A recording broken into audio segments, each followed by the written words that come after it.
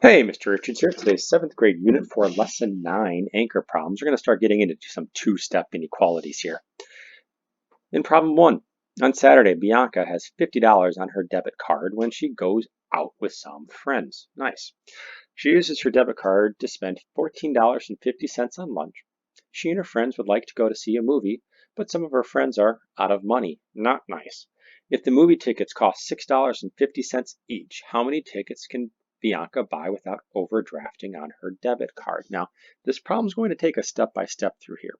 So in part A, write an expression that represents the total expenses Bianca pays for on Saturday based on the number of movie tickets she buys. Well, she's already spent $14.50 on lunch, so we need to include that. Movie tickets are costing $6.50 each. And so if we went and wrote something in part A here, such as $6.50 per ticket T, and we add that to $14.50, that represents how much money she spends. Now, in part B, use your expression to determine how much she spends if she buys 2, 3, and 7 tickets. Well, she buys 2 tickets, that means T is going to be 2, and so $6.50 times 2 plus the $14.50 per lunch. $6.50 times 2 is $13 plus $14.50 for lunch is going to be $27.50. What happens when T equals 3? When she gets the 3 tickets. Well, $6.50 times 3 then, plus $14.50. $6.50 times 3 is going to be $19.50, plus the $14.50 is going to be $34. 7 tickets, well, T is going to equal 7. And so $6.50 times 7 plus $14.50. And so $6.50 times 7 is going to be $45.50 plus that $14.50 that she again spent on lunch. That's going to end up being $60. Now, that looks like it could be a problem if she only has 50 on her debit card. And so when we look at C, write an inequality to represent the situation and solve it to answer the question. There are better ways than just guessing and checking. She can get 2, she can get 3, she can't get 7, so where does it stop? Well, basically here, the $6.50 per ticket plus the $14.50 that she spent on lunch needs to be less than or equal to the $50 that she has on her debit card. She can spend the 50, but she just can't go over it. And so we solve this like we would two-step equation. We're going to subtract $14.50 from both sides. When we do that, this is going to cancel out here, and we're left with $6.50 times the number of tickets is going to be less than or equal to that $50 minus $14.50, which is $35.50. And lastly, when we divide by $6.50 on both sides of this inequality, $6.50 divided by $6.50 is 1, so that cancels out nicely. And T is going to be less than or equal to 5.46, and it kind of keeps going. That means she can buy 5 and 46/100 tickets? No. Can she buy 6 tickets? No. She can buy 5, right? So she can buy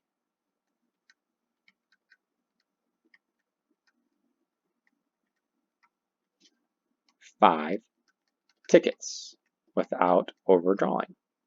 And if you were to see that on a number line, I mean, sure, you technically, I guess, have this 5.46 down here, right?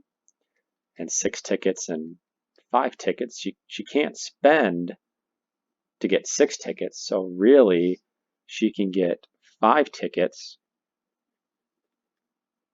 or fewer. She can get 5 tickets, she can get 4, 3, 2, 1. All right? But she can't get 6. Problem 2. Identical copies of books are being packaged and shipped to a bookstore. There are 18 boxes of books that each weigh 31 pounds. The boxes have space for some more books to be added. However, the total weight of all the boxes cannot exceed 615 pounds. 2 workers, Kevin and Olivia, want to determine how many more pounds of books they can add into each box without going over the weight limit. Kevin writes the inequality 18 times x plus 31 is greater than or equal to 615. Olivia writes the inequality 18 times x plus 31 is less than or equal to 615.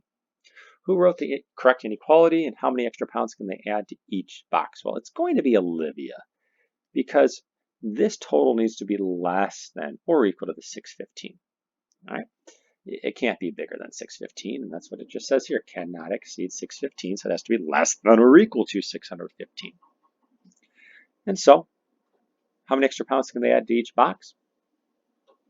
We have 18 times x plus 31 is less than or equal to 615. One thing that you could do as you solve this question is to distribute. So 18 times x is 18x. 18 times 31 is 558. Is less than or equal to 615. To solve for x now, subtract 558 from both sides.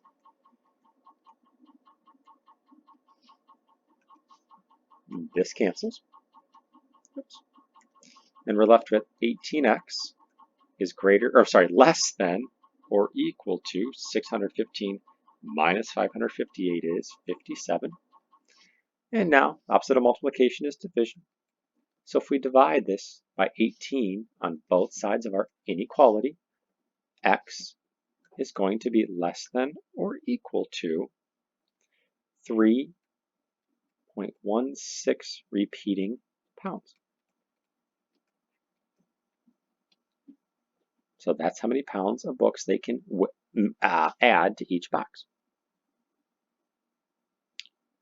Problem 3, just solve and graph these inequalities. And so if we look at A,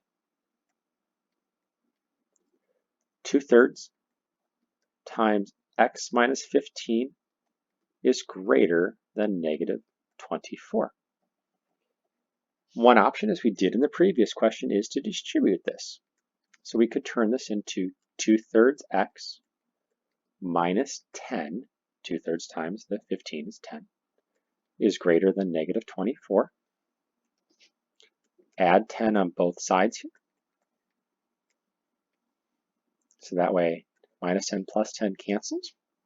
And you're left with 2/3 x is greater than negative 14. At this point, you can multiply by the reciprocal of 2/3, which is 3 halves on both sides here, because 3 halves times 2/3 is 1, so that cancels out. And x is going to be greater than, divide by 2 here, 1 and negative 7. Negative 21 is your solution. Now I want to show you a different way. It'll still get you to the same solution. You could try to divide the 2/3, or in other words, multiply by the 3 halves early. What if I multiplied by 3 halves early on? Would that make for an easier question? Well, sometimes it does and sometimes it doesn't. It just depends what's on this other side. This time, as I cancel this out, I'm left with x minus 15, that was supposed to be a 5, is greater than, that was supposed to be a greater than, I'm getting tired. X minus 15 is greater than, cross simplify here, you get a 1 and negative 12. Negative 12 times 3 is negative 36. And sure enough, when you add 15 to both sides of this inequality, you end up with the same result as the first time. X is greater than negative 21. So really, it's a matter of preference here. You want to distribute, or sometimes you can either divide whatever number this is or multiply by the reciprocal on both sides before and without distributing. Graphing, just be careful whenever you're dealing with negatives. We have negative 21. A number bigger than negative 21 would be technically negative 20. A number smaller would be negative 22. And when we go to graph this, is negative 22 bigger than negative 21? No. Is negative 20 greater than negative 21? Yes. So you're shading towards that side. That's true. And since it's only a greater than, it's not an or equal to, we're just going to keep the circle open. B is a little more straightforward, kind of. You're looking to get your variable alone, which means we need to take care of this negative 1 6/10. The way to take care of a negative 1 6/10 is to not subtract, but add 1 6/10 to both sides. So that way, this cancels. You're left with 3x is less than or equal to 9 6/10. No need for a calculator on this division question, I hope, because as you divide by 3 on both sides, x is going to be greater than or equal to, 9 divided by 3 is 3, 6/10 divided by 3 is 2/10, so 3 2/10. And as you go to graph it, circle in the middle, we have 3 2/10. A number bigger is 4, a number smaller is 3. We're going towards the less than or equal to. So is 3 less than or equal to 3 2/10? Yes. Is 4? No. So we're going towards the 3. And since it's an or equal to, we can also shade the circle in, as 3 2/10 is less than or equal to 3 2/10. And I do believe that is it. It is for this inequality lesson. 7th grade, Unit 4, Lesson 9. Good luck.